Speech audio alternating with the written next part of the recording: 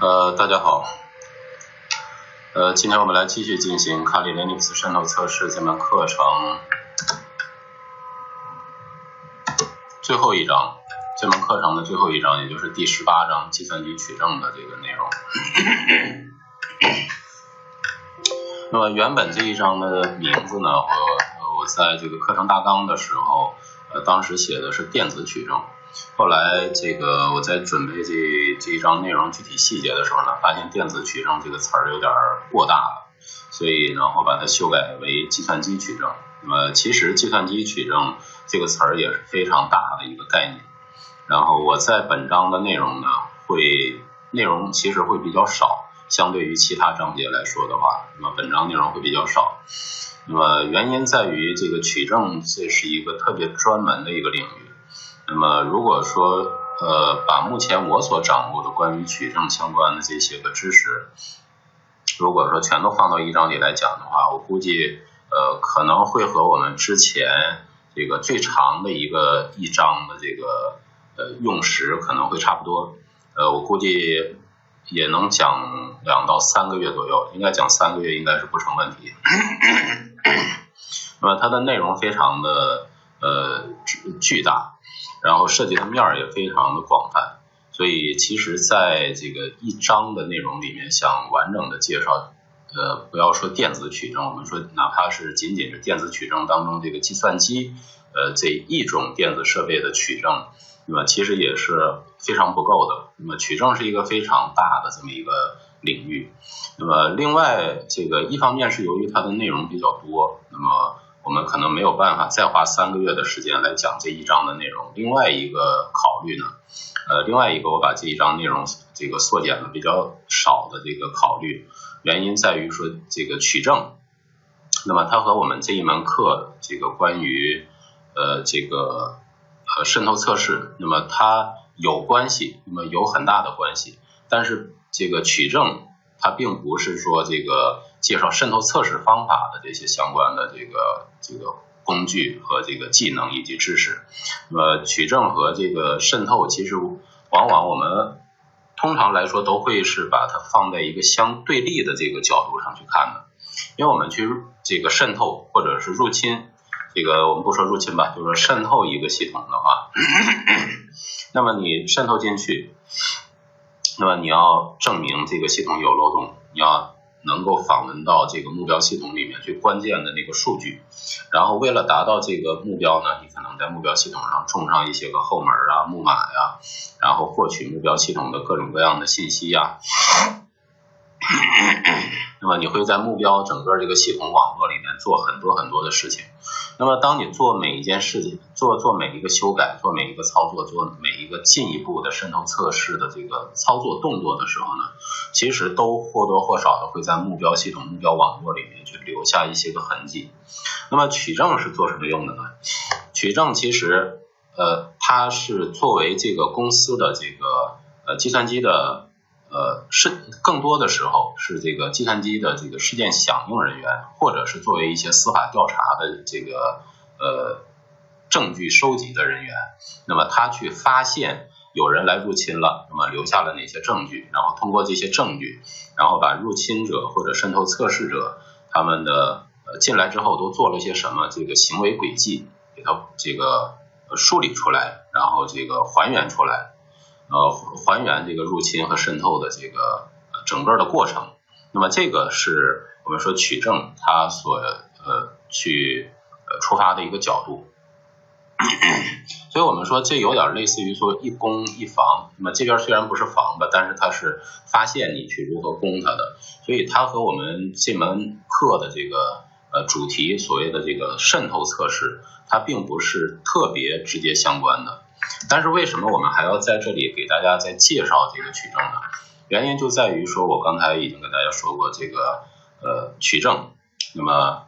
它和我们渗透测试是有关系的。那么你作为一个渗透测试者，那你进入了一个系统，那么在对这个系统进行各种各样的扩展性的进一步的渗透，扩大你的战果的时候，那么你会在系统上留下什么样的痕迹？那么如果说作为一个渗透测试者，往往留下这些痕迹是非常有必要的一个行为。那么我这么说大家没有听错，我是说渗透测试者应该在你渗透进入的那个系统里留下你渗透的痕迹，这样的话呢，在后续作为这个企业的这个取证人员或者是事件响应人员，那么他们来进行事件调查的时候，那么他能还原出你是一个渗透测试者，你没有做任何破坏性的这个操作，然后你做的所有的动作都是一个纯渗透测试为目的的这样的一些个操作。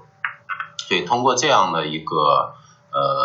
这么样一个过程呢，其实也可以确保我们渗透测试者，那么他的不要被这个取证人员发现的一些个不利的证据，这个误认为说我们是一个攻击者。那么我们要通过这些证据留给这个取证人员，让他们知道我们是来渗透测试的，我们不是来破坏的。那么我们没有做任何破坏作用，没有这个下载你任何的这个企业的数据。这是一方面，然后后面呢，我还会详细给大家介绍这个取证。总之，基于以上这些个以上两个大的方面的考虑吧，一方面是内容这个容量的，另外一方面是这个基于它和渗透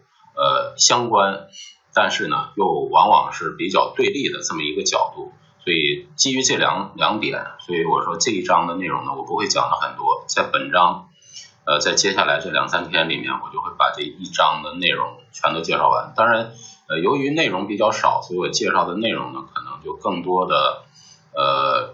没有那么的系统，没有那么的全面，但我会挑一些比较重点的，可能平时大家也不太能够接触得到的一些个，不知道算不算干货了。总之我尽我所能吧，把这个尽量来弥补大家平时可能接触不到的一些个这个信息和知识，把这些东西来这个补充给大家，然后让大家对取证有一个最直接、最直观、最切中要害的这么一个理解，然后达到这样一个理解，就基本上达到了我这一章的这个内容的目的了。我不会讲的特别的细致了。好，那么接下来呢，我们这一章既然是要来做这个取证的这个相关内容的介绍，那么我们就先来看一下取证科学。那么这现在已经真真正正成为一个科学的这个研究的领域了。那么并不是说我在这儿给它冠以一个大帽子，那么它现在的确取证已经成为一个独立的、非常独立的、完善的这么一个这个独立学科，一个科学的学科。那么我们在这里说的这个取证呢，那么英文它叫 forensic， 那么 forensic 呢，如果直译过来的话是法医学，或者是这个辩论学，或者是法庭相关的这样的一个翻译。然后后面这个 investigation 呢，那么它就是调查的意思。所以其实就是如果把它直译过来呢，就是这个法庭调查。为了这个法庭审判，然后进行的各种各样的这个调查的手段，然后我们用中文把它形象一点的给大家翻译过来，把它称之为叫做取证。因为取证这个词儿本身就是一个法律上的一个用语，取得了证据，然后证明这个你是有罪还是这个无罪的。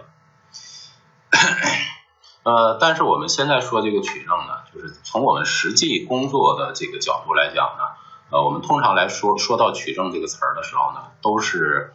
一般来说会包含两种含义，一种呢就是我们刚才所说的这种法庭取证调查，然后调查出来的这个证据都是作为呈堂证供的，就是你可以不说话，但是你说的每一句话都将作为呈堂证供。那么你可以不说话，但是你在计算机上做的所有的操作都会形成这个呈堂证供，也就是这个法律所认可的这些取证所得到的证据。那么这是一方面，是法律相关意义上的这个取证。另外一方面呢，其实也是我们这一章更侧重的一个角度，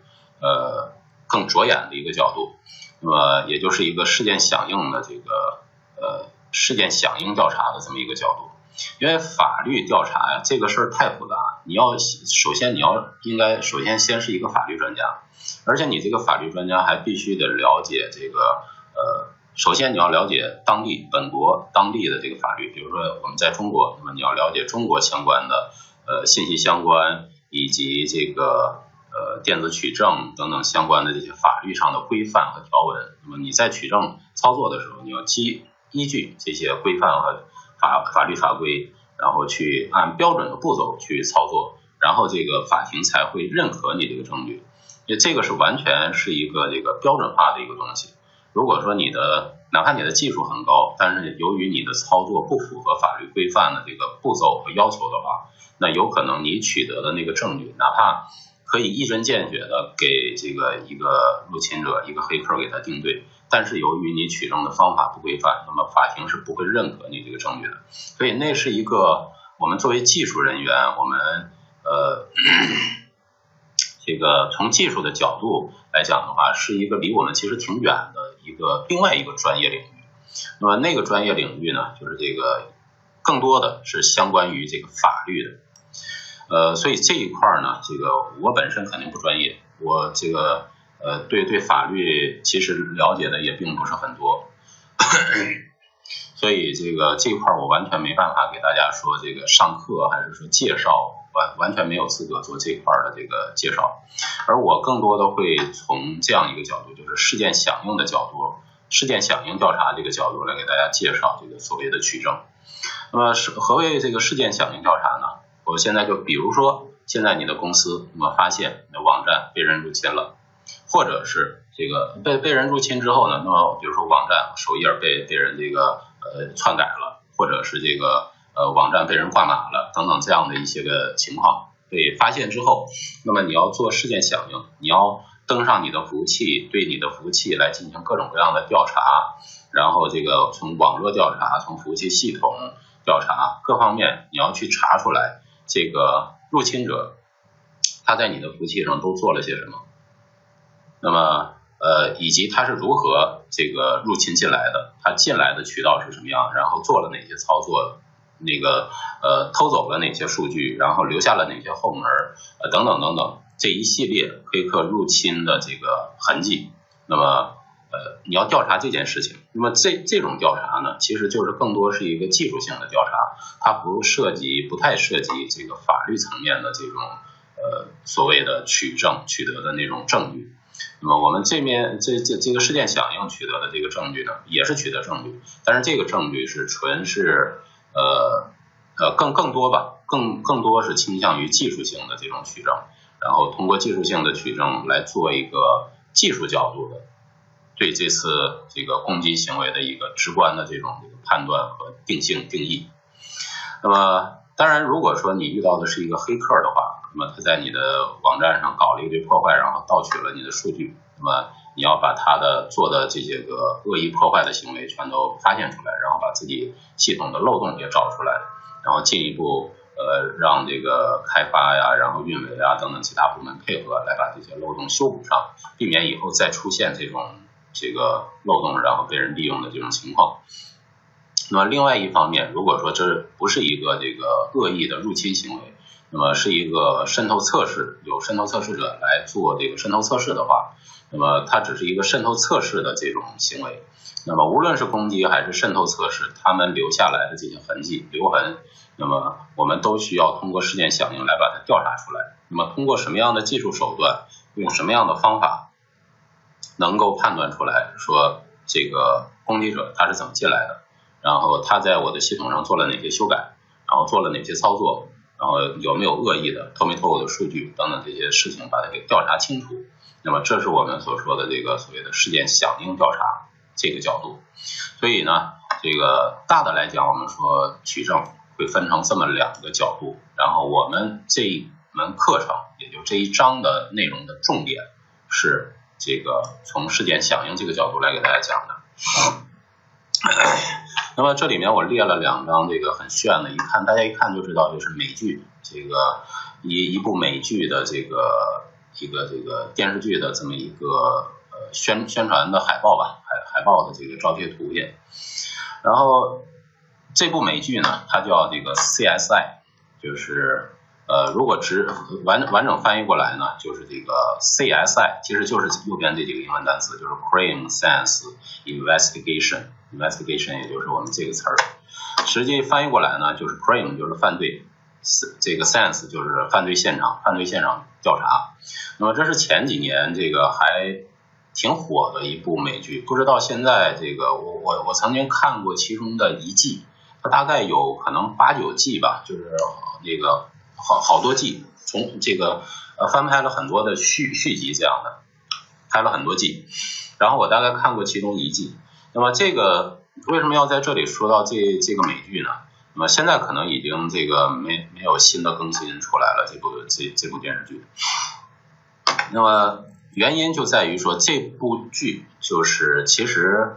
无论从国内还是国外来讲，就是比较专业的，然后比较大家认可的这么一部关于犯罪调查、法医学调查如何对这个犯罪现场进行勘探，这个收集证据信息，然后把这个最后把这个罪犯定罪，通过这一系列的这个证据链，然后最后证明说你是罪犯，然后把它绳之以法，这样的一部这种类型题材的电视剧，我觉得它应该是最早的一部吧。就我个人的了解来讲，那么在之后，那么无论是国内还是国外其他国家，都有这个更多的类似这种题材的这个影视作品的出现。那么这算是一个比较标志性的这个犯罪现场调查。当然早期的时候呢，因为那个时候这个剧在最初的几季的时候，那个时候网络还没有那么发达，然后这个关于网络犯罪也没有那么的形势没有那么的严峻，所以那个时候这个 CSI 这部剧呢，那么它更多的调查都是关于这个使用比较传统一点的手段，或者更准确的说应该是物理的这个取证调查的一些手段。那么通过这样的一些手段，然后去如何去发现这个证明这个罪犯，给他定罪。然后其实我们这个现代来讲，虽然我们这门课程的这个我说侧重点是从这个事件响应的角度来讲，但实际现在我们国家也已经有非常专业的公司，非常这个专业的团队，有很多公司在做这件事情，就是从法律的角度来进行电子取证的这样的公司。那么有些公司呢，他们是生产设备的，就是用来做取证的设备，然后都是一个一个类似于像这个很结实的一个手提箱一样的东西，然后到什么地方一打开，然后里面其实就是一台电脑，然后有各种各样的接口来进行数据的这个提取啊，然后保存啊等等这样的一些个取证的这个手段，甚至分析的这个平台也在上面。那么大概在两个多月前吧，我记不太清楚，大概2、3个月前吧，咱们这个国安网校上曾经邀请了一家上海的一家公司的一个这个技术经理，然后他做了一次在线的这个课程，就是关于这个电子取证的。那么他谈的当然就是更广泛的这个电子取证，从法律的，然后到现在主要流行的各种软硬件设备以及这个取证的这个对象，那么都有谈到，这个面还是挺广的。那么大家也可以到这个国安网校上去，如果想了解更多的话，可以去回看一下那次这个课程的内容。那么他讲的也是这个关于电子取证这一块，那家公司也是主要做这个电子取证设备的。那么现在由于这个电子取证设备就是涉及法律层面的这种电子取证的话，更多的都是要涉及司法程序的，所以他们生产的这种设备呢，更多都是会首先要取得国家司法相关这个司法鉴定部门给他们颁发证书，然后就是认可你这个设备是符合我们国家法律的要求的，然后你有能力，而且这个过程也都是符合这个法律要求的这样一个过程，说你的设备达到了我国家的这个标准，然后给你发证，然后你可以生产这一类型的设备，并且销售给这个各级的这个各省市啊、各地市级这个公安机关去使用。那么那是法律层面的，这个更多是要涉及大量司法层面的，所以那个我们在这一章里面我是没有能力给大家去谈这方面的东西的。好，那么接下来呢，我们还是从我们的这个角度，我从我的这个角度来给大家介绍一下这个取证科学。那么我刚才说到这个取证科学，那么刚才也说了，这个 forensic 直译的话就是法医的，然后这个用于法庭的或者这个辩论的或者称为法医学等等这样的一些个翻译。然后为了侦破这个取证的目的呢，当然就是为了侦破案件，然后还原事实真相，这是从传统的意义角度来讲呢。为了侦破案件，还原事实真相，然后收集法庭证据的一系列的科学方法。那么这个定义呢，是我根据国外一篇文档，然后我把它翻译过来的。那么用语上呢，可能不是特别的精准，但是这个我为什么要选这段话出来呢？原因就在于说这段话是这个国外我看到的那篇文章上面，它是援引于这个韦氏大词典。那么韦氏大词典是在这个美国或者英语世界里面都比较权威的一个这个名词解释的这么样一个大词典。这是从这个韦氏大词典上面这个借鉴下来的关于取证这个词儿的相关的定义。然后那篇文章的作者呢，又是一个这个安全取证方面的一个专家，然后他结合韦氏大词典的定义，然后他给出的一个这个定义，然后我是把它翻译成中文，然后放在这里。可能翻译的不是特别准确，但是我相信大家应该可以理解它的这个定义的这个主要的这个内容和这个意思含义。它就是为了侦破案件，还原事实真相，然后收集法庭证据的。所以大家注意，它收集的是这种法庭证据，它必须是法庭认可的证据。你说我有一个什么什么证据，但是有可能那是法律上不能认可的证据，所以它是一定要这个依据法律相关的规范和条文的规定来进行的一系列的这个调查取证的这个科学的方法。所以这里面呢，这个不同的国家不同的地区，美国有美国的法律，中国有中国的法律，所以同样一套方法有可能在美国是满足法庭证据要求的，但是在中国有可能是不满足法庭证据要求的，所以这种情况是有可能出现的。那么要想做到法庭证据这种要求认可的话，那你就必须了解当地的这些法律的要求。当然这里面也是有一些个就是各国这个取证科学所都依据的一些个实践操作的通用准则、通用原则。那么这些通用原则呢，我会在稍后给大家介绍其中一些个大家都通用的部分。然后我们说这个刚才也大家看到那个美剧的这个图片，就是 CSI 这个图片，那么它更多的是这种物理取证。比如说这个一个犯罪现场，然后有人被杀了，或者这个有人中枪了，然后这个时候呢，这些调查人员会到现场去提取这个指纹啊、DNA 啊，然后如果有这个枪击的话，那么会提取这个弹道曲线，判断这是由哪一支枪打出来的这个子弹。然后如果说现场还有血迹啊，或者其他的一些个头发呀，或者身上一些个这个衣物啊，上面的这种这个布料啊等等这些材质啊，那么这些都属于是这个物理取证的范围。然后物理取证的这个它是有一个这个理论基础的，这个理论基础呢是由一个美国人，我记不清楚他名字了，这个美国人由他这个创立出来的这么一个理论基础。这个理论基础呢就叫物质交换原则。那么物质交换原则它的这个意思呢，其实说白了也很简单，就是说如果你用手去摸了一件东西，那么你手上会有汗液，会有你的这个皮肤上一些个分泌物，然后就会沾到这个比如说一张桌子或者一张椅子上。那么如果说这个材质这个信息，那么你沾在你手上的这个物质然后沾到了这个椅子上，然后如果这个物质被从椅子上提取出来，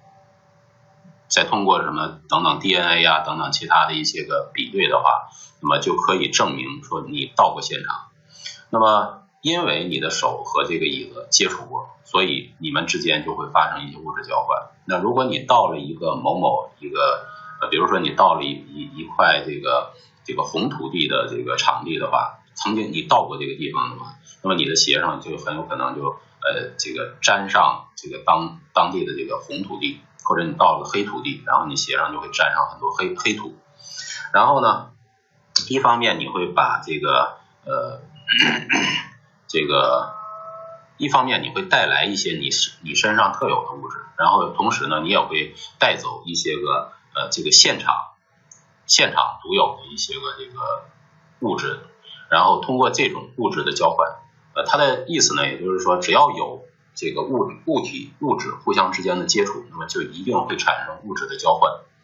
那么还包括比如说这个你拿着一个棍棒去打人，然后没打着，然后这棍棒挥到墙上了，那么你这棍棒上就有可能沾到墙上的一些个这个水泥渣啊等等，这个墙灰啊等等这样的东西。那么就是通过这种只要有物质接触，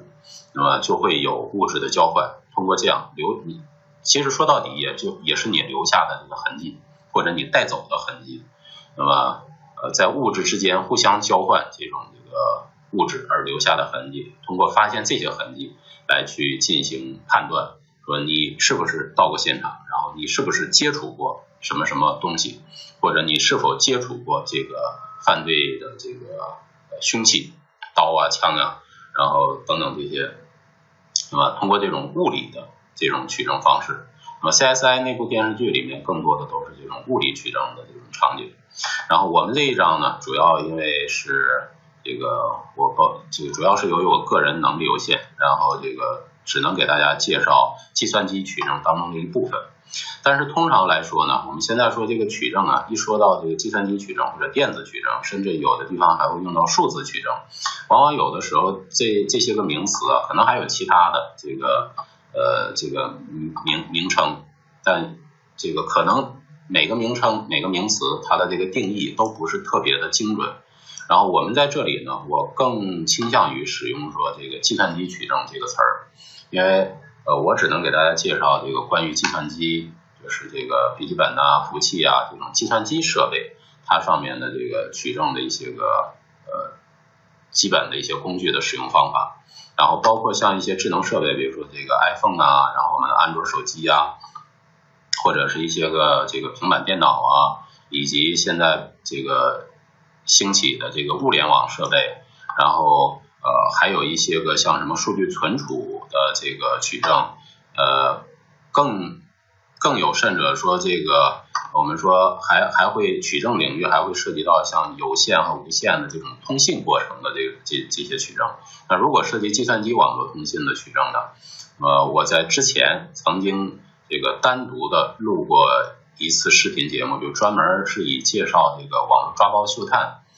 介绍这个抓包休探方法为这个主题的那么一次这个课程的内容。那么那次课程的内容呢，可以作为我对这个网络通信这块的这个取证相关的这个介绍的内容。然后这一章里面呢，我们就不再涉及这个网络通信取证这块的内容了，因为如果大家想了解网络通信取证这块的内容呢，就可以去参考我之前已经有咱们这个网校都已经发布的，就是一个 Wireshark 去抓包这个大流量去分析的这样一个课程的内容。然后我们这一章的内容主要还是集中在这个计算机系统上，就是我们通常意义上的 PC 啊、笔记本啊、这个服务器啊这种计算机设备上的取证。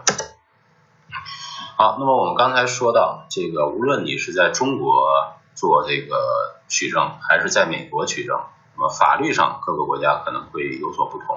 但是这个有一些个通用的准则、通用的原则是大家都公认的，然后在一些通用的原则。那么我们来看其中最主要的4点原则。第一点就是维护这个证据的完整性。无论你是这个物理取证，还是说这个计算机取证，所谓的数字取证，那么我们都是说要保证这个证据它的完整性，不被破坏，不被污染。那么这是我们最重要的一个必须要遵守的这么一个前提的原则准则。因为证据如果一旦被污染，一旦被损坏的话，那么它所能证明这个犯罪这个情节的这样的一个作用就已经失去了，所以它就从一个证据就变成了一堆垃圾，就什么都不是了，所以它就完全失去它的这个证物的这样一个意义了。所以这个保持证据的完整性是最基础、最通用，也是最重要的这么一个准则。无论是物理的还是这个数字的，我们说它都是第一准则。物理的，比如说这个你提取了一个这个犯罪现场提取了一个这个血样，然后但是这个血样呢，这个你在对这个血样做检查的时候，不小心把里面对上了一堆其他的这个药物，然后使这个血样完全就失去它这个判断 DNA 的这么一个作用和能力，然后让它完全失效了。所以这个时候我们也就是说它的这个完整性被受到破坏，这个证据也就失去它的意义了。然后我们现在所说的这个数字取证和那些物理取证相比较而言呢，我们是比较幸运的。其实为什么这么说呢？因为这个物理取证，比如说你要提取这个血液样本，那么这个血液样本可能在现场留下的很少量，只是一滴两滴，这个样本的量本身就很少，你在对这个样本来进行分析的时候，有可能由于它的量太少，然后这个可能完全没办法来这个完成你的一次实验。所以遇到这种情况的话呢，那么就是这个有可能这个量只够你用这个进行一次这个实验的。那么你这次实验如果成功了，那你就取得了一个证据，但如果失败了的话，你就失去了这个证据。所以你是没有办法说我这次失败了，我换种方法我再重新再来一遍，那有可能你这个物理的证据就已经没有了。所以物理证据它是有这样一个这个特点在里面。那和物理证据相比较而言，我们数字证据就比较这个幸运，因为数字证据都是这个我们可以有无数份的拷贝，你可以把这个数字证据取得之后，然后这个给它拷贝无数份，然后你如果说这是原始的这个数字证据的话，那么你可以给它先复制一份，然后对这份这个复制出来的这份数据来进行各种各样的这个分析呀，然后这个研究啊，哪怕你把这块搞坏了没关系，那我可以在这再复制一份，它还是完完整整的。你又可以对这一块又做各种各样这个想尽办法，各种这个折腾，然后这个调查其中的这个可能是成为这个犯罪证据的那些个这个信息的内容。所以这个和物理证据相比较而言，我们说数字取证已经是幸运很多了。当然现在也有一些个这个数字取证的场景呢，那么因为涉及到一些加密，比如说前一段时间这个美国政府然后要求苹果解密这个恐怖分子手里的这个 iPhone 手机上的数据，那么苹果是一直不给做这种这个解密，然后最近就在上周或者上上周吧，最近这半个多月的时间里，那么网上爆出来说，以色列有一家公司，那么他们就想到了一个办法，因为原本苹果上的那个数据，如果说据说好像是只能这个进行一次读取，如果说读取失败了的话，这个数据就会这个被破坏掉。然后上周就半个多月前呢，有一家以色列公司，那么他有一个这个安全研究员，他就想到了一个办法，可以把这个苹果手机里面的这个一个什么芯片，那么把这个芯片摘出来，然后把这芯片再复制无数份，然后每一次去尝试对一个这个芯片里的数据进行这个密码的暴力破解。然后据那份报告出来的这个结论说，是通过这种方法，通过复制多份拷贝，然后也可以对这里面的数据来进行这个暴力破解，最后也理论上花几百美元大概就可以把这个数据给破解出来。那么这只是一个新闻，那么我没有对这个新闻的这个具体内容做这个详细的去什么研究，但是它这个通过这件事情，那么我们可以这个了解到，就是取证这件事情，哪怕你说这个设备你只要是一个这个数字的这个取证目标，那么哪怕你是这个设备做了加密，说读取不当或者是暴力破解，我就会销毁这个数据，造成你永远无法提取其中的数据的话，那么也是有各种各样的这个技术手段可以想到，我们可以把它用各种稀奇古怪的方法，然后把它复制成多份，然后每一份我就对它做暴力破解，坏了没关系，我还有更多的拷贝。总之我只要这个量足够大，最后我就一定能够暴力破解出来这个密码是什么。所以我们做数字取证呢，相对于物理取证的那些人已经是幸运很多了。那么物理取证的这些法医们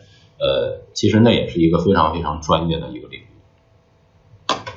另外我们对这个数字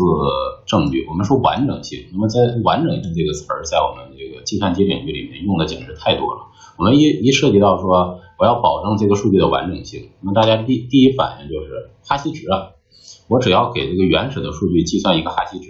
那么它是这样一个哈希值，然后呢我把它拷贝一份，然后对这一份内容来进行这个各种各样的这个数据的榨取。榨取完了之后，如果我担心我的榨取的整个动作把这个数据完整性已经损坏的话，我对这个数据再做一次哈希计算。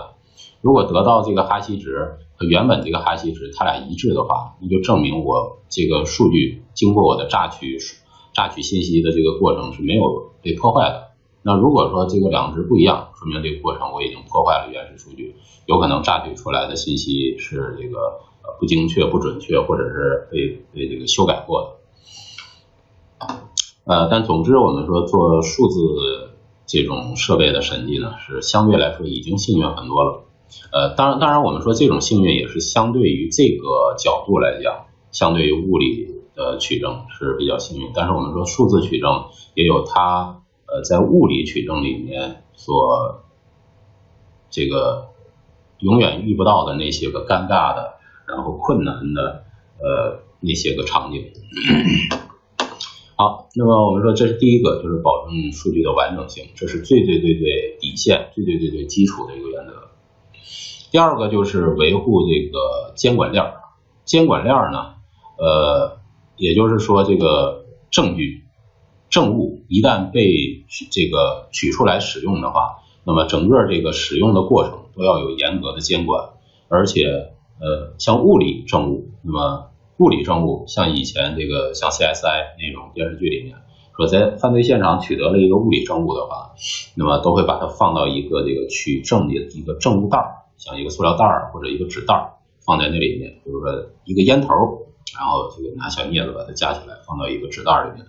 然后这个给这纸袋编上号，这是一个证物。然后下次如果有人要从这个证物袋里面把这个证物取出来使用的话，进行分析的话，那么这个都是要有严格的这个规范标准在里面，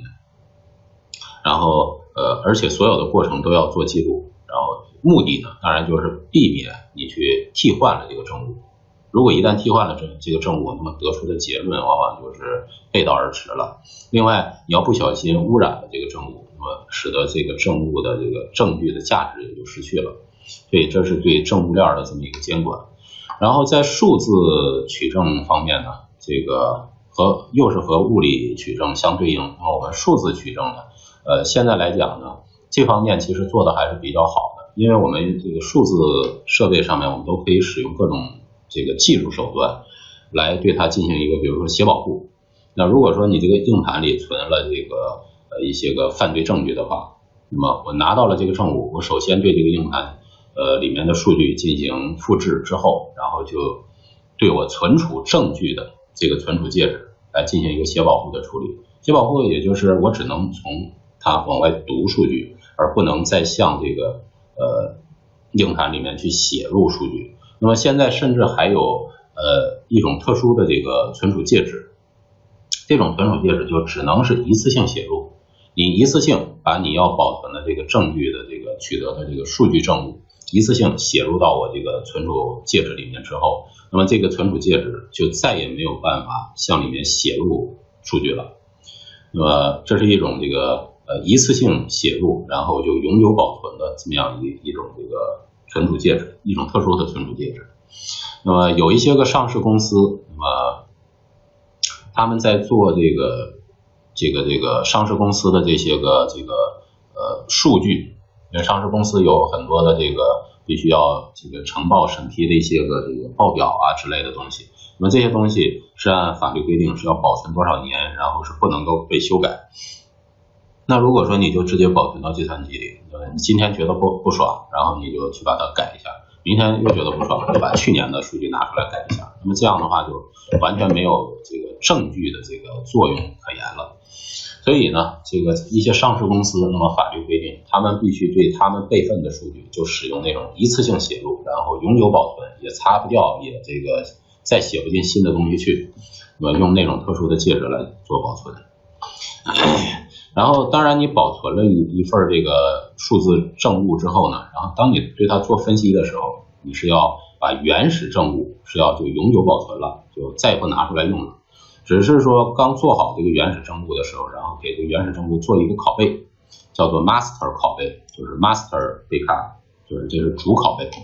主拷贝平时我这个做分析的时候都使用这个 master 这个拷贝，就是主拷贝。然后要对它做分析了，从 master 拷贝再去拷贝出新的这个副本，然后具体做分析的时候是针对这些再次拷贝的这个副本。当然每一个拷贝呢，最终我们都要给它做这个 MD5 啊，或者其他的这个哈希值计算。当然 MD5 这个在这个法律要求比较高的这种场景就比较少用了，比如说我们可以用这个 SHA-256 或者512等等这样的一些个哈希算法。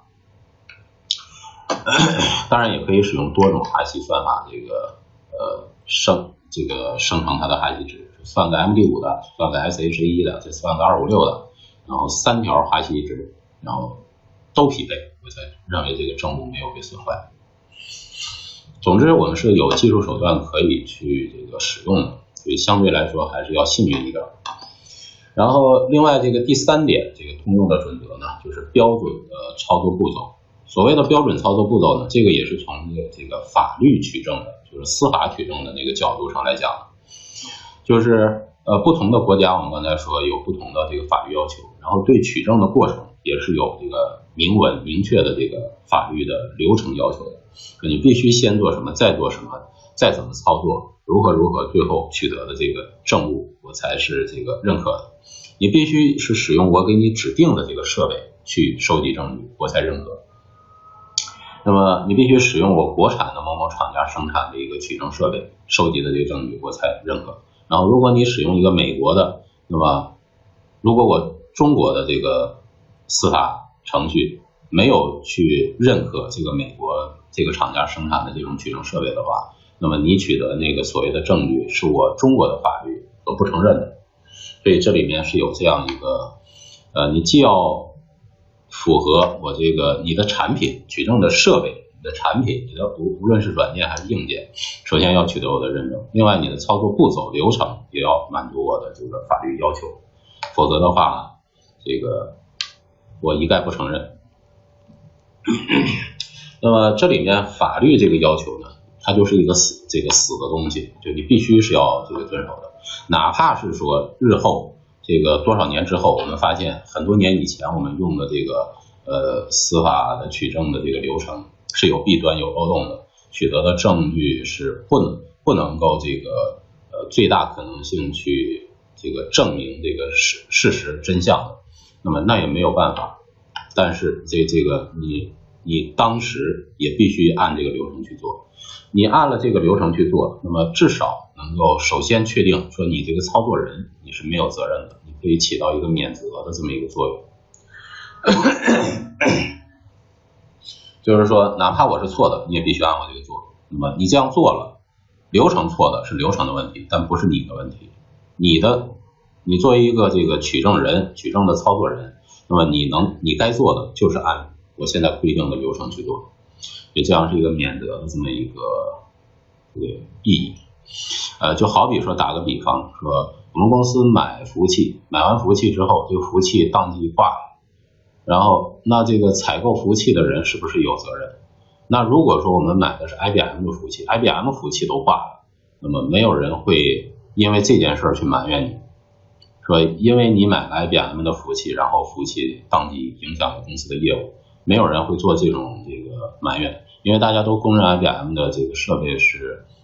这个最稳定的，然后这个可靠性是最高的。如果你连 IBM 这个都不认可的话，那你别的厂家肯定都比 IBM 要差， IBM 都出问题，那别的厂家一定也出问题。所以这个如果你当时买的是 IBM 的服务器的话，那么这个时候没有人会来埋怨你说你当时为什么买 IBM 的，你不买这个别的什么什么厂家。所以这都是一个免责的这么一个所以很多公司里面为了这个，尤其采购部门，像 IT 这种这个运维部门做设备采购的时候，往往为了给自己免责的话，都说我们别的不买，你说的再好，你说国产的这个多么多么好，比 IBM 好多少倍，那我不要，我就要 IBM 的，出了问题没我的责任。那我们说这里面的这个标准的操作步骤，按法律规定的那个标准的操作步骤，那么这也是对操作人是有免责的。然后最后一个这个原则呢，就是取证分析的整个过程全都要文档记录。所以大家可能搞技术的大部分人都不愿意这个做文档，但是这个取证这个事儿，如果是司法层面的取证的话，文档是最关键的一个部分。如果你把什么都干了，最后什么文字也没记录下来，那么 OK， 那么 sorry， 不能说 OK sorry， 那么你做的所有的事情都等于没有。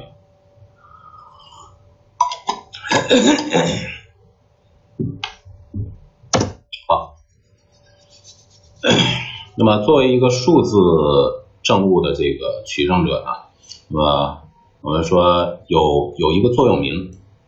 那么现在我们就不谈这个物理取证那个场景，我们现在就专注来看我们这个数字取证。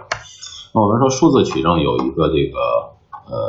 对于数字取证的这个操作人，我们说有一个座右铭，就是不要破坏数据现场。这看似很简单的一句话，大家可能当这个刚开始一看这句话，觉得很简单嘛，这个你硬盘上有什么数据，我不能删了你。然后也不往你这个硬盘里写东西，那么这不就完了吗？你的数据我就不会破坏了。然后我把你的硬盘摘下来挂到另外一台机器上，做个克隆啊，做个镜像什么的，保存起来，不就 OK 了吗？看似简单，但实际上呢，这句话是几乎无法实现的。因为我们说做这个数字现场的取证的话，通常来说我们把它分成两种场景的这个数字取证，一种叫做活取证，一种叫做死取证。这个呢，就是这个活取证和死取证完全是我从英文直接翻译过来的。活取证呢就是 live， 然后这个死取证就是 dead。那么所谓的活取证，就是说，比如说现在你的服务器，你发现已经被别人入侵了，网站首页都已经被人篡改了，然后你已经明确知道这个服务器现在被入侵了。那你要去取证，到这台服务器上取证，你要还原这个攻击者他是怎么进来的，他是怎么破坏的，都改了哪些数据。那么首先你就要登录到这台机器上，那你登录进这台机器，你敲的所有的这个系统命令来进行信息收集，比如说我查这个日志吧，你敲 cat 什么什么这个 log 文件，然后这个再查一查这个登录信息等等，敲一些系统命令。那么每敲一个系统命令都有可能对你这个数据现场来造成破坏。为什么这么说呢？因为我们要做好这样的一个这个心理准备，就是你这台服务器既然已经被别人入侵了，它的控制权已经被别人控制了，那么你要先有一个前提条件，就是这台服务器上的所有的程序，从程序到数据内容都已经是不可信的了。那么曾经就发生过这种情况，就是一台服务器被人入侵之后，然后这个攻击者把这个操作系统的 LS 命令、CD 命令，还有什么就这些操作系统最常用的这些个系统指令，那么全都给绑了木马。你每敲一次这个系统命令，敲个 LS， 实际就再次激活一个木马，然后这个你再敲一个 CD 什么什么目录，一敲 CD， 那么又激活一个这个后门进程。而这些后门进程呢，那一旦发现你，比如说你要运行一些个这个系统特殊的指令的时候，那么这些个这个后门程序或者是这个恶意程序、木马程序，那么他们有可能发现你敲某些命令的时候，那么他可能判断说你可能已经发现它了，然后他就自动的做一些个数据的销毁，直接把你的硬盘不说革掉吧，把你重要的数据给你删掉，或者把自身清理掉，把自己这个所有的从程序文件到这个隐藏后门等等进程全都杀掉，清理个一干二净，最后你这个犯罪现场这个检查了半天什么也不剩。所以我们说这个对于一个已经明确是被入侵了的服务器或者是这个计算机这个犯罪现场需要你取证的这个现场的时候，那么我们是不能够去使用这台已经这个被入侵了的服务器上的所有的程序、所有的数据都不能去碰。所以通常来说呢，我们会拿一个 U 盘，这个 U 盘里面有操作系统的这些最基本的指令，然后用这个 U 盘里面的这些指令，用什么点杠这种方式，比如说 LS， 我得用 U 盘里那个，我先进入 U 盘里目录，用点杠来执行 U 盘里那个 LS， 而不能执行你操作系统目录里面的那个 LS。那么因为你如果说做操作系统这些指令的这个输入的话，就有可能破坏你这个数据的现场，导致你最后一无所获。另外这是从这个硬盘文件这个角度来讲，还有一个角度就是这个系统内存。这个有一些像我们之前上一章给大家介绍 Metasploit 的时候，那 Metasploit 我们说它的 Meterpreter 整个这种类型的这个 shell， 除非它把它这个做持久化，这个 persistence，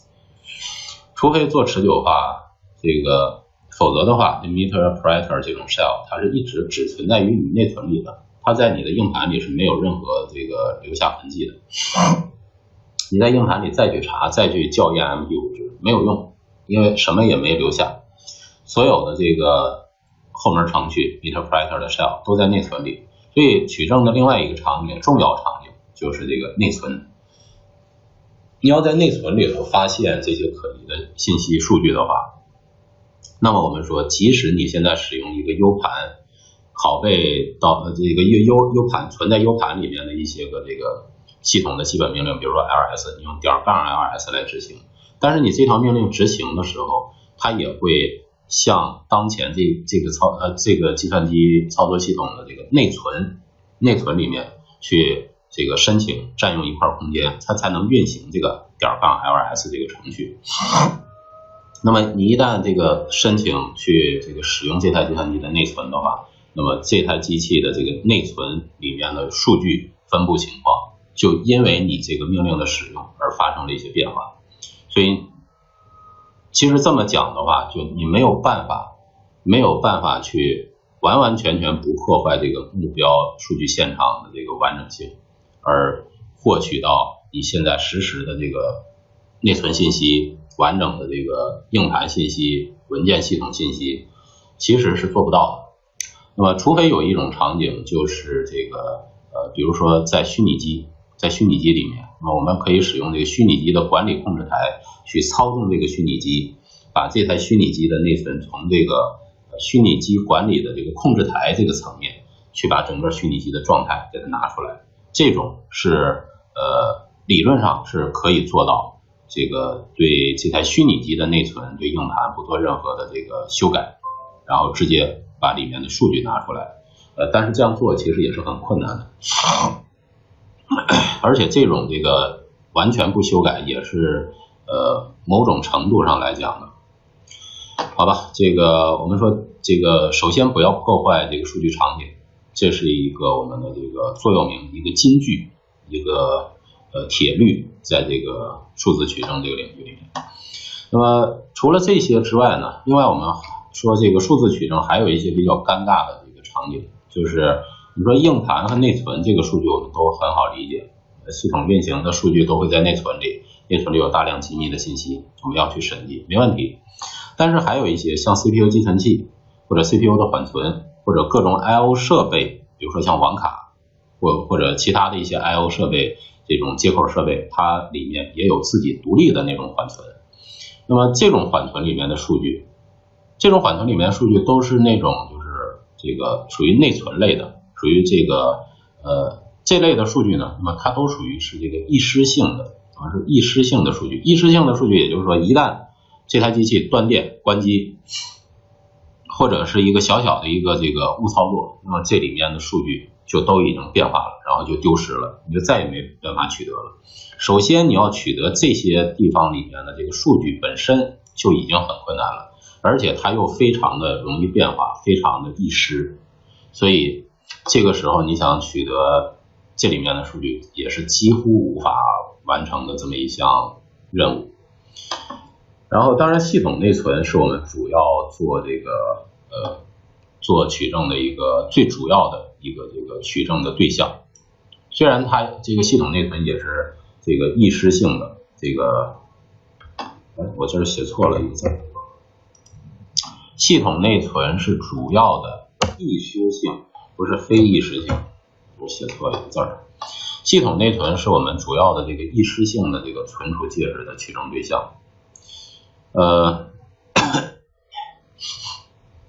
但就像我们刚才说的，你要取这里面的这个内容，那么你就必须要运行一个程序去取，而运行这个程序的时候，就会对这个系统内存里的数据就已经发生了修改了。所以说不修改来获取其中数据，这是不太现实的一个事情。那么非易失性跟易失性相对应的就是这个非易失性存储，也就是通常我们所说的像什么这个 U 盘啦、光盘啦、硬盘啦这种，它都属于是非易失性存储介质。然后对于非易失性存储介质的这个数据的审计呢，通常来说我们就是会对它做一个完整的镜像，就整个硬盘来一个完整的镜像。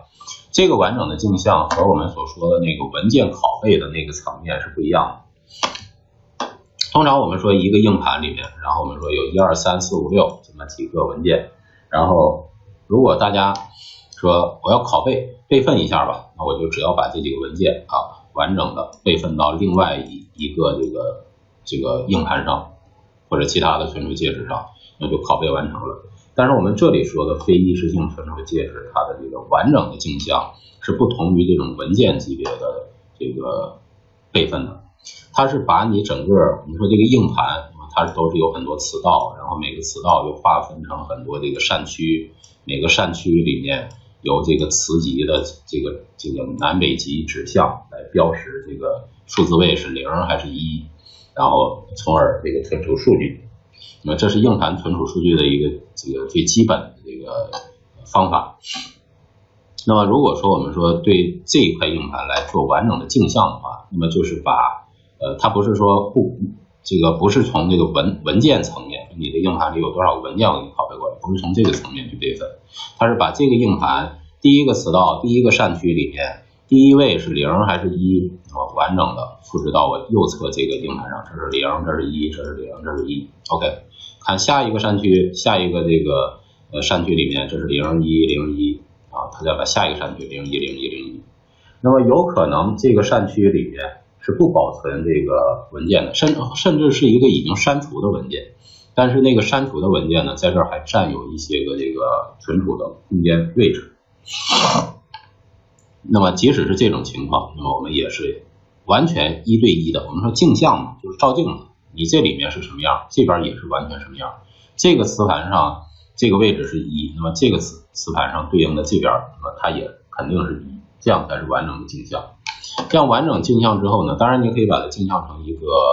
另外一块硬盘上，也可以把它镜像成是一个文件。这个文件就是按完整的这个硬盘的格式，第一扇区是1，第二扇区是0这样的一个顺序，去把所有的数据全都保存下来。这样的话呢，这样保存数据的好处就是比如说我们在这个硬盘上，那么之前有一个文件，然后这个文件呢，比如说是一个这个假如说这个硬盘那么是一个黑客使用的电脑，然后他在这台机器上放了一个这个恶意攻击程序，然后当他这个不使用攻击完成之后呢，这个人把这个恶意攻击程序给它删掉了，以此来这个隐藏说我没用过这个软件。但是我们都知道，在硬盘上你要删掉，如果使用这个操作系统这个默认的删除功能的话，当你删掉一个文件的时候，那么其实这个操作系统只是在这个硬盘的这个分区表里面，把这个文件对应的那个磁盘上的这个起始位置给它标记成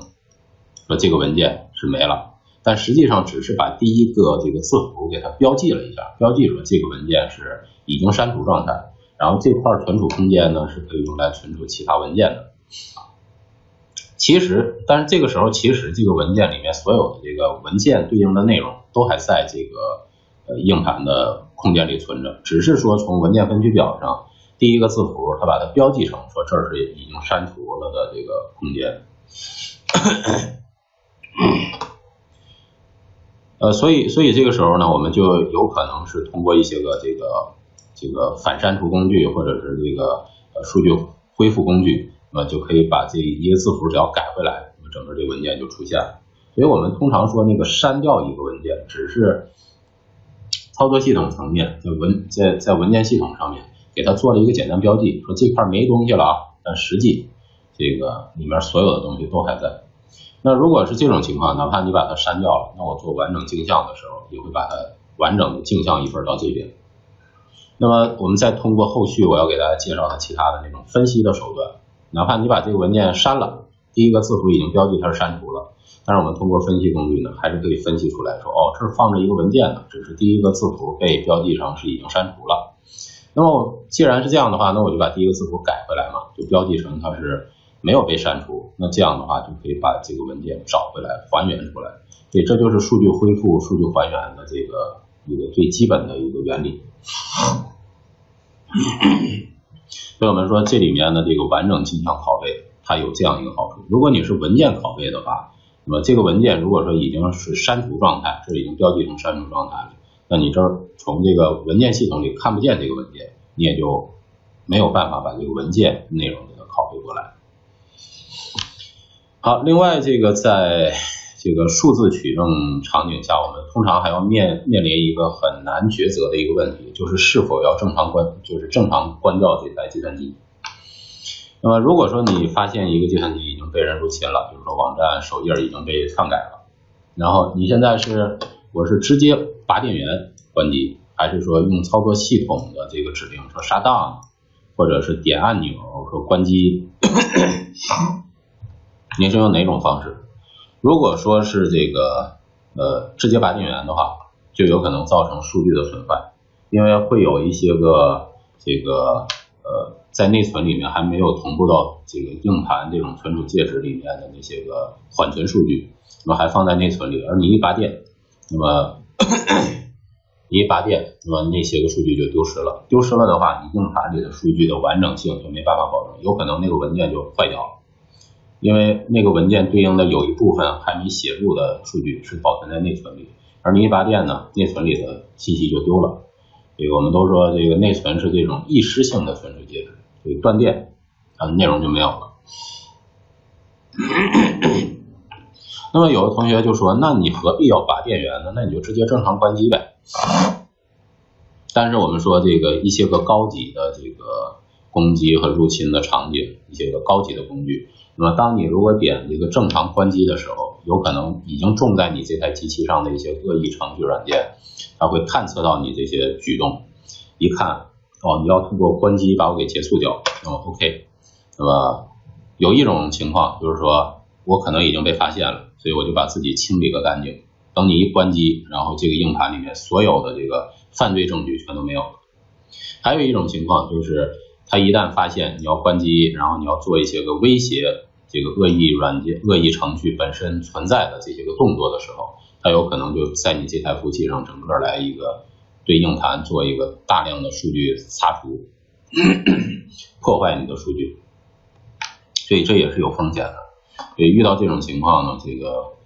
这是一个没有正确答案的这个选择，你只能根据自己的这个经验去当然我们刚才说到就是这个直接拔电源，我们这种场景一般来说还是建议说直接拔电源的。为什么这么说呢？因为现在的尤其是这个 Linux 系统现在我们都使用 EXT 从2、3、4，现在基本上都使用 EXT4 这种文件系统。而这种文件系统呢，它属于是这种日志型的文件系统。那么日志型的文件系统，我们说如果说这个文件损坏的话，我们可以通过这个日志来进行这个数据的修复，还是有办法可以把这个数据哪怕损坏了还是可以还原回来的，丢失的数据可以找回来。所以这是日志型文件系统的一个优势。所以一般来说呢，我们是建议是这种就是直接拔电源这种场景。当然说如果数据真损坏了，你要有能力有这个去做这个数据的修复和还原。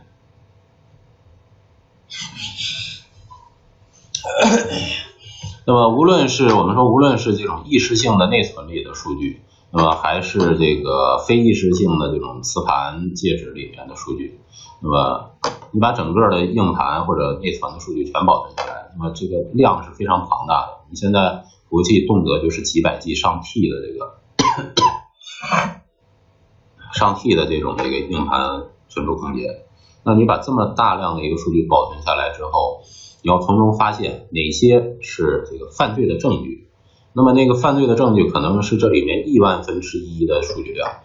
你要从这么大量的数据量里面去把这个证据找出来，这是一个非常不容易的过程，也就是所谓的这个证据搜索的过程。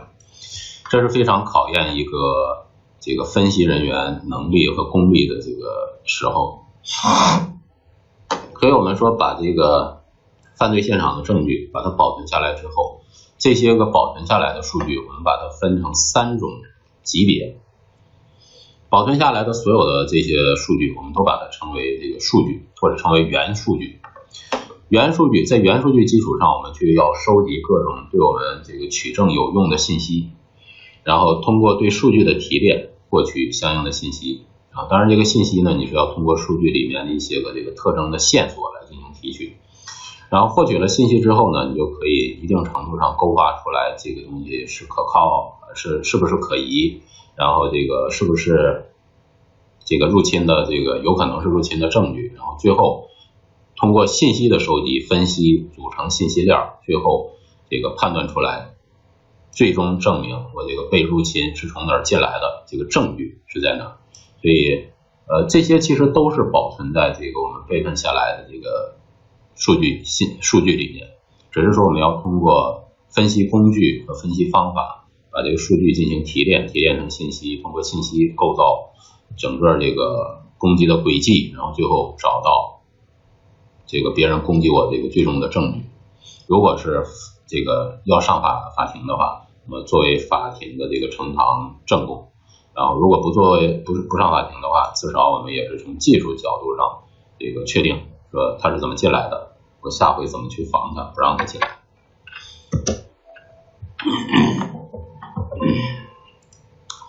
好，那么我们作为安全从业者呢，这个通过取证，一方面是可以还原黑客入侵的轨迹，然后另外一方面呢，这个如果你是渗透测试者，你不是黑客攻击，作为渗透测试者，那么比如说渗透测试者和黑客他的这个取得一个系统的这个控制权，那么他的这个行为上是有一个明确的这个标准在区分的。你是一个这个就拿我们这个前一段时间这个世纪佳缘这个事情来说吧，那么你进入了别人的系统，那么你做的事情是一个黑客行为的事情，还是一个渗透测试行为的事情？那么通过这个取证，是这个如果说这个取到了相应关键的这个证据的话，那么我们是可以明确的把它给区分开的。你拿走了别人的数据，拿走了几千条几万条，或者把整个库给当走，那么这是有一个明确的判断。只要我们找到了这个证据，那么这件事情就是这个泾渭分明，一下这个性质就变了。你说你是渗透测试，但实际你拿走了我的数据，那么这就是一个黑客攻击行为。当然我在这里不是说这个世纪佳缘那件事情，我们那个白帽子其实就是一个黑客，那么我不知道这个事情的这个具体真相，我也不做这个判断，但是我只是说通过这个取证的话，如果找到了那个确切证据的话，我们是可以一下判断出来这是一次渗透测试的行为，还是一次这个黑客攻击行为。那么一旦这个界限被区分开的话，被界定清楚的话，那么这件事情的性质也就发生了变化。你是一次渗透测试性质的，还是一个黑客攻击性质的行为，那么就直接发生了这个性质本质上的变化。那么和这个世纪佳缘这件事情相对比呢，我突然间想起来，大概在2年多前吧，可能14年还是13年左右的时候，那个时候好像是这个 Struts 有一个新的漏洞，具体是哪个漏洞我记不清楚了，大概2-3年前吧。那么 Struts 有一个新的漏洞这个被发现，那么那一段时间大家都在网上去找这个有 Struts 漏洞的这个服务器，找到了就直接拿下。所以那个时候整个这个黑客产业里面这些个搞黑产的人几乎是在这个狂欢，天天都在狂欢，就天天都能拿到很多系统的这个控制权，很容易直接利用这个漏洞就拿下。但是在那个阶段呢，那么我在这个乌云上面看到了这个一个很有名的这个白帽子，也就是大家应该都知道，就是那个猪猪侠，他写的一篇这个渗透测试的这个报告。那么他渗透测试的对象呢是那个印象笔记，然后他通过印象笔记在印象笔记中国办公区中国公司，印象笔记的中国公司这边设置的这个一个测试系统的这个服务器上存在这个 Struts 漏洞，然后他通过这个漏洞控制了这个印象笔记中国区这边的服务器，然后又通过中国区这边的服务器进一步渗透到了美国那边的服务器，然后整个过程，那么他那篇猪猪侠那篇的这个渗透测试文档呢写的就非常专业，到一定什么地方，就是说这块如果说继续研究的话，这个可能会存在什么样的一个风险，但是由于涉及到这个公司信息这种机密性的这种考虑，所以没有做深入研究，好几个地方他都写到没有做深入研究，原因就在于他可能触及到目标这个公司它的一些个商业机密的数据。然后最后这个事情在这个乌云上被这个公布出来之后，然后乌云也联系了厂家，联系了印象笔记，然后印象笔记自己的工程师去做内部的这种电子取证。他们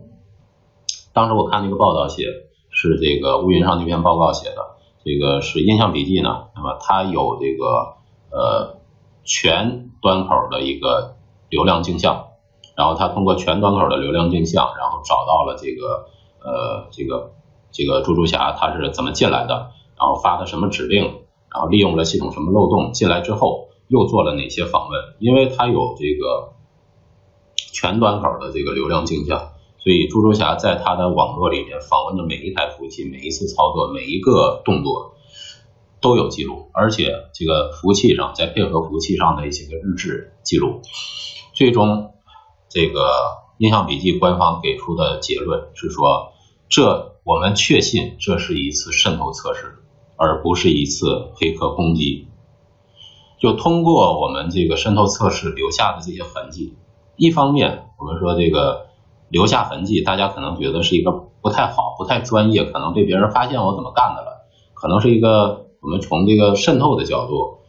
大家可能觉得是一个不太好的事情。但其实作为渗透测试者，你如果真是一个渗透测试者的话，你留下这些痕迹，其实对你自己也是一个很好的保护。因为我留下了所有的痕迹，都是证明我是做渗透测试，而不是做黑客攻击的。我没有拿你的数据，我没有搞破坏，我没有上传任何病毒木马留后门，这个我以后再来控制你，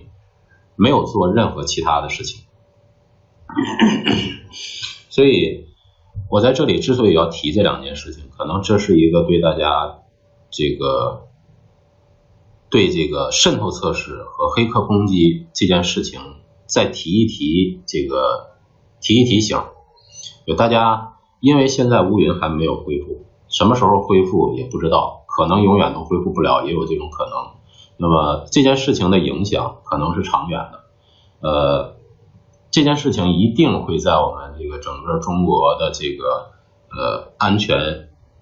界这个历史上，安全的历史上面，信息安全的历史上面，一定会留下非常意义深刻的一笔。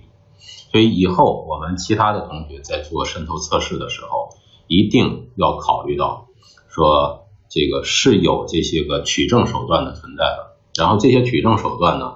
不见得对我是一个不好的事情，有可能是证明我是一个无辜的，我是一个这个正当的一个渗透测试者的这个行为，它能够证明我，甚至可以保护我。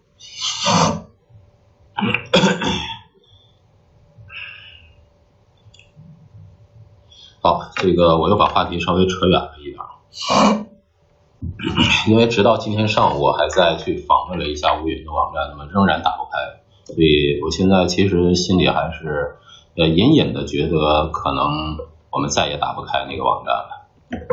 好吧，这个我们不去讨论其他的事情，我们还是回来看这个我们的电子取证。我刚才提到这个取证呢，分成这个主要分成两种这个场景的取证，一种是这个活取证，一种叫死取证。活取证也就是在你当天已经确定这台服务器已经被入侵了，然后呢，在它还没有关机之前，还没有拔电源之前，那么你要去这台服务器上去提取最新鲜、最实时的这样的一些信息。因为如果说你关机了，像比如说这台服务器是中了 MeterPreter 这种 shell， 那么它是纯基于内存的。那如果说你把它关机再去取证的话，关机做硬盘这个整个镜像取证，你啥也取不着。所以对于这种情况，那么我们只能做活取证，活取证才能提取到有价值的信息。而和活取证相对应那个死取证，死取证也就是所谓这个关机之后做取证，关机之后取证也只剩硬盘里的东西还存在了，硬盘里的数据还存在，那你只能对硬盘做个镜像，分析一下镜像有没有什么这个病毒文件、木马、后门程序文件存在你的硬盘里面。所以这个我们在面对一个这样的事情发生的时候，说这台服务器已经被入侵了，那么第一时间你要做活取证，就是先去提取它当前主要当然就是这个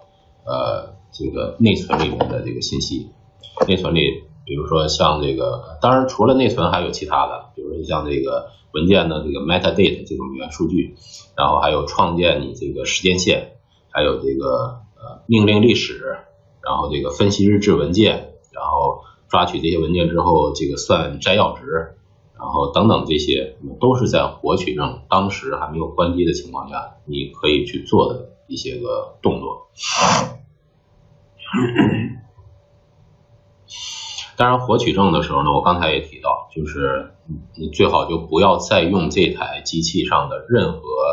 这个原有的这些程序 cdls 这种命令都不能再使用。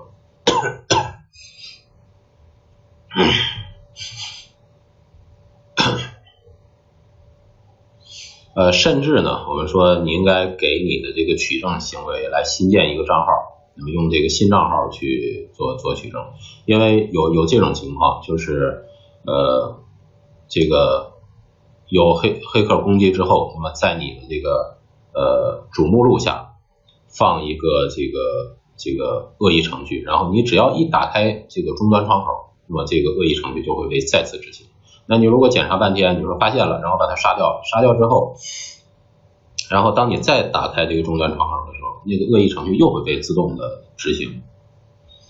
所以这种情况呢，我们建议也是尽量新建一个用户给这个取证去专门使用，然后取证的时候也要使用我们自己带来的 U 盘上的程序去来进行所有的这种取证的操作的动作。所以这个前提呢，如果说你想做活取证，那你必须提前，其实你要准备至少这么个硬件，一个 U 盘，在里面存放上你取证需要用的这个各种工具集、工具包。当然我们卡里呢，那么就可以以这个取证模式来启动卡里，然后进行这样的这个当然那个就是死取证了，已经就是把机器关机了，然后用卡里去启动这台机器。那么和我们现在说这个活取证还不是一样的。然后这个死取证呢，这个和活取证对应的就是这个死取证。死取证就是已经把目标系统关机了，关机之后，然后拿一个这个我们Kali的这个 ISO， 或者是把它刻到光盘里，或者这个刻到这个 U 盘里面，然后用这个 U 盘或者光盘去启动。启动完了之后呢，对这个目标服务器的硬盘做整个完整的镜像。当然镜像的时候呢，也会涉及到各种各样的情况，比如说你的硬盘使用的是什么分区，是什么这个文件系统，什么分区格式，那么都会和我们制作硬盘镜像的过程以及分析过程有很大的关系。比如说你们最传统的用的是这种这个 LBA 这种这个大块这个也就是所谓的 MBA 了，MBR 了，这个MBR 这种这个格式的这个硬盘分区，或者是你使用那种这个 GPT， 就是这个全局分区表这种，或者是你使用这个 LVM 这种这个逻辑卷这个硬盘分区。那么每种硬盘分区它的分区情况不一样，然后它分析的时候大家也需要相应的去注意对不同的这个分区那么它分析的方法，然后硬盘里面每一个删去每一个字段每一个字节它的含义是80表示什么86表示什么，然后这个都是有不同含义的，所以这方面的这个基础知识大家也是需要去具备的。好，哎呀，已经时间不短了啊。那么我们先简单再说一点吧，就是前面呢都是关于取证这件事情的一些个原理呀、方法呀，然后种类呀，做了一些个这个大概的这个介绍。然后时间已经不短了，然后我们接下来呢就是做各种实操性部分的这个演示了。那么因为这一个小节的时间已经1个多小时了，所以下面呢我就简单的来说一下这个第一个准备，我们如何来做这个取证这个场景的准备的第一个小工具的使用方法。因为我们说这里呢，这个我们不做法律层面的那种取证的介绍，那么所以在这里我们所有的这个法律因素不考虑，就我下面的内容法律因素不考虑，这个法庭证据内容也不考虑，什么这个监管链证据链完全不考虑，文档记录等等这些环节我都不涉及。我下面介绍的内容呢纯是技术层面的，然后只是介绍Kali当中有的这些取证工具它的这个使用方法，然后它适用于是活取证还是死取证，适用于什么样的这个场景，然后能取得什么样的信息，我们下面就主要以介绍这些工具为主来给大家做演示。那么我们要给大家介绍的第一个这个场景呢，就是肯定是活取证了。就是假设说我们现在模拟一个场景，你有一个服务器已经被证明被别人黑了，那么你现在接到电话，这个老板给你打电话说咱们有台服务器被人黑了，你马上去查查这个他是怎么进来的，然后以后别让他进来了。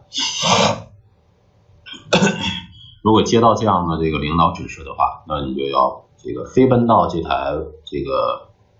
已经被入侵的计算机面前，然后在它还没有关机的情况下，然后这个时候可能控制这台机器的那个黑客他也不知道你已经知道了这件事情，那么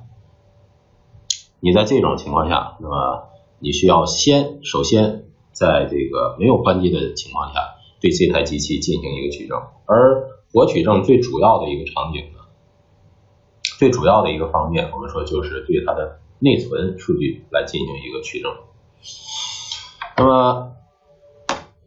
你要对一台机器的内存来做整个的这个取证的话呢，比如说就这台电脑，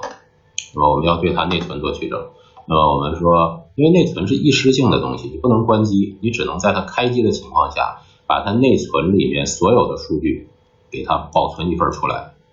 拿着这份保存出来的这个内存信息，这个内存信息里就是当前操作系统正在运行的这个状态数据信息都在这里面。那么拿着这个信息，那么你到你的这个Kali上面，然后用Kali里面的工具可以分析这个你保存出来的这台机器的完整的内存信息。那么我们说，既然是这个场景的话，那我们要做的第一件事情就是，我要先把这台机器的内存信息全保存出来。那么我们先以这个我们就只以这个 Windows 系统为例，那么这个 Linux 系统呢我们就不谈了，我们只以 Windows 系统为例来给大家介绍说，我如何把这台机器的这个内存整个给它 dump 保存下来。dump 这个词呢，可以翻译成就是说转储内存，或者是这个保存内存，就总之是把你内存里所有的数据给它 copy 出来一份，存成一个文件，然后把它单独保存出来。好，那么在 Windows 下呢，这个转储内存或者保存内存的这个工具呢有很多，我在这里给大家介绍一款最简单的。那么虽然这款工具有点老，但是一直到现在还是可用的，所以呢我就给大家介绍从简单出发。这款工具呢叫做 dump8， 也就是 dump。那么这款工具呢，大家可以到这个网址上去下载。这是2011年发布的一个版本，直到现在呢没有，至少我没发现这个有新的更新的版本。但是这款软件的这个版本现在在 Win7、Win8、这个 Win10上面都还可用，所以呢，就我们还是推荐大家使用这款工具。好，那下面呢，我们就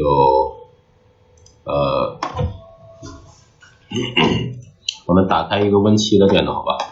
这个把 Win7 这台电脑它的这个内存给它 dump 一份下来。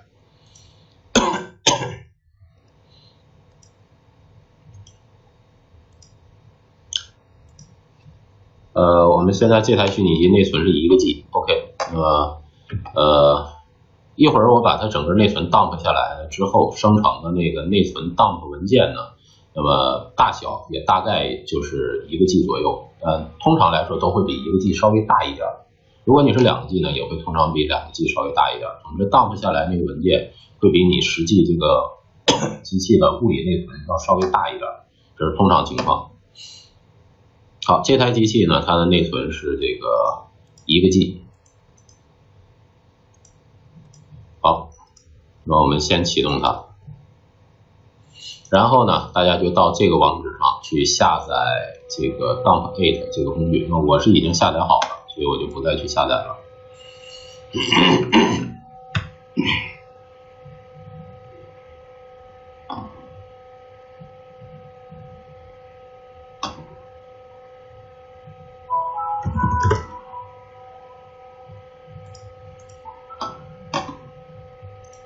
好，我直接去把这个 dump8 呢给它直接拷贝过来。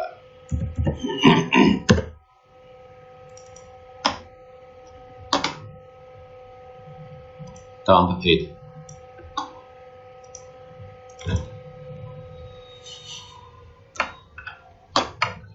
好，那么这就是这个 dump8 这个程序，我们把它从压缩包里面提取出来，这有它一个 readme， 然后有它大概的一些这个软件的介绍。然后他建议你是把这个 dump8 的这个软件呢放到就是 U 盘里面去执行，就不要拷贝到这台机器上，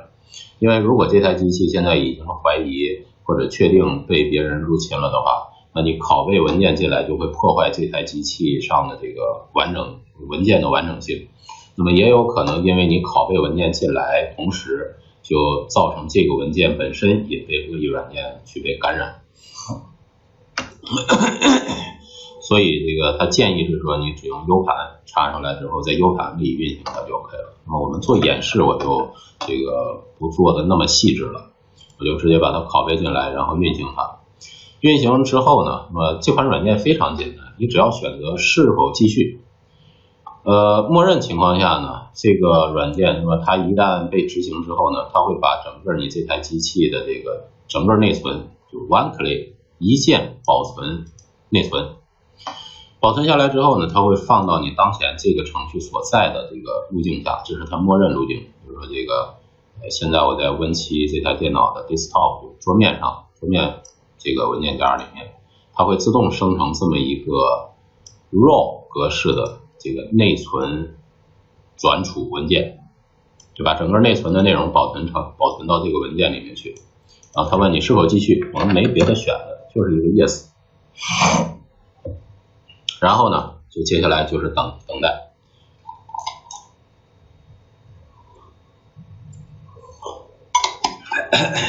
如果你的服务器这个内存比较大，比如说你有这个16G 或者32G、64G 内存的话，那么你去用来存这个内存转储文件的这个 U 盘，也就运行 dump8 的那个 U 盘，也要相应的这个容量要大一点，否则的话你存不下这个 dump 下来这个文件。好，那么如果说你的内存很大，那么这个时间等待也会比较长，但是我这个Win7这台电脑它内存只有1个G，所以就很快就完成了。一看到这个 success 就结束了，一回车这个窗口就被关闭了，然后就生成了这么一个文件。这个文件呢，就是我们说的这台机器它的内存的转储文件。那么这个文件呢，0.99G 就是1个G， 跟它的这个内存大小是差不多大小的，稍微大一点点。那么我们先把它删掉，这个重新来做一下。做之前呢，我们再来打开一些个其他程序，比如说计算器，打开一下，打开计算器，然后打开这个画图工具，然后再打开个什么这个画图，好，好，打开这么几个程序，然后再打开一个这个 CMD 吧 ，CMD 窗口。OK， 打开这3个程序之后呢，然后我们再来这个运行这个 dump8， 然后我们选择 yes。我这回再 dump8， 然后选 yes 的话，就是这个记录我当前这个状态操作系统的内存里的数据。这和我刚才运行那次是不一样的，因为这一次我运行了一个 CMD， 运行了一个画图工具，运行了一个计算器，那么运行了这3个这个工具，然后我是在运行这3个软件的情况下保存的内存信息。那么这个内存信息里应该就保存有刚才那3个程序的里面的这个相应的这个存在内存里的那些数据和内容。好，那么我们把它重命名一下吧，这个就叫7吧，7.raw。然后这就是我们要去这个调查、研究、分析的这个目标。好，先把内存存下来了，然后我们把这个内存文件呢就保存到我的物理主机的硬盘里面。总之使用各种方法都可以。如果你使用 U 盘，直接用 U 盘拷走的，或者用这个移动硬盘拷走。然后我现在呢就把它先放到我的物理主机的这个硬盘里面。然后接下来我们要做的就是打开卡里，然后去分析这个转储下来的这个内存文件。好，那么这个小节的内容呢，我们先到这里，然后下一个小节再来到卡里里面去给大家分析刚才我们转储下来的这个 Win7这台电脑的这个内存里面的数据。好，这一小节先到这里，稍后我们再见，谢谢大家。